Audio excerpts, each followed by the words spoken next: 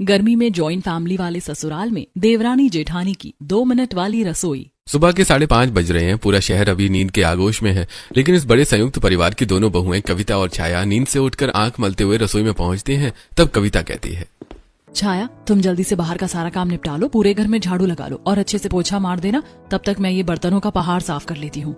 छाया आंगन में जाती है और झाड़ू लगाना शुरू करती है। झाड़ू लगाने के बाद वो तुलसी के पौधे के पास जाती है। वो लोटे से जल चढ़ाती है और हाथ जोड़कर प्रार्थना करती है। पूजा खत्म करके छाया वापस रसोई में आती है। वो देखती है कि कविता ने एक बहुत बड़ा परात निकाला है और उसमें ढेर सारा पोहा भिगो कर रखा है।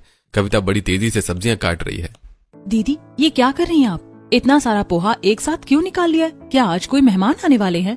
नहीं छाया, कोई मेहमान नहीं आ रहे। मैंने सोचा कि आज सबको नाश्ते में सिर्फ पोहा ही दे दूंगी, इससे हमें थोड़ी राहत मिलेगी और काम जल्दी खत्म हो जाएगा। अलग अलग चीजें बनाने में बहुत समय बर्बाद होता है। दीदी आप ये क्या कह रही हैं? आप इस घर को इतने सालों से जानती हैं, यहाँ कोई भी एक जैसा नाश्ता नहीं खाता, सबको अपनी अपनी पसंद का अलग स्वाद चाहिए होता है। आप बेकार में मेहनत कर रही हैं। छाया एक बार कोशिश तो करने दे, शायद आज सब मान जाए। इतनी गर्मी में 5 तरह के नाश्ते बनाना बड़ा मुश्किल है। ऐसा कहकर कविता गैस पर चाय का बड़ा पतीला रखती है। तभी रसोई के दरवाजे पर सास मालती और चाची सास सीता एक साथ आती हैं। बहू ये क्या तमाशा है? इतना सारा पोहा क्यों बना रखा है? क्या आज मोहल्ले वालों को नाश्ता कराने का इरादा है?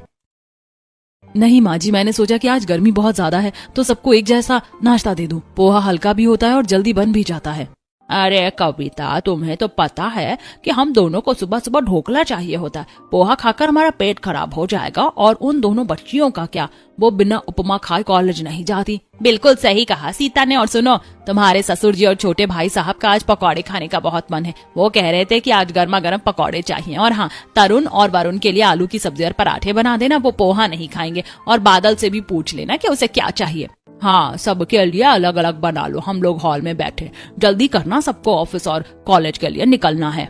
मालती और सीता वहां से चली जाती हैं। कविता और छाया एक दूसरे का चेहरा देखती हैं। कविता चुपचाप पकौड़े के लिए बेसन घोलने लगती है। तभी 10 साल का बादल उछलता हुआ रसोई में आता है और अपनी माँ से कहता है, मम्मी मम्मी मुझे मैगी खानी है, आप मेरे लिए सिर्फ मैगी बना दो प्लीज मम्मी, मुझे भूख लगी है।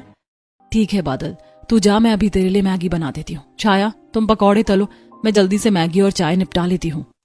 रसोई में काम की रफ्तार बढ़ जाती है। कविता एक तरफ मैगी उबाल रही है, दूसरी तरफ चाय खोल रही है। छाया गर्मा गर्म पकौड़े और ढोकला तैयार कर रही है। पसीने से दोनों के कपड़े भीग चुके हैं। कुछ देर बाद नाश्ता तैयार हो जाता है। डाइनिंग टेबल पर पूरा परिवार मौजूद है।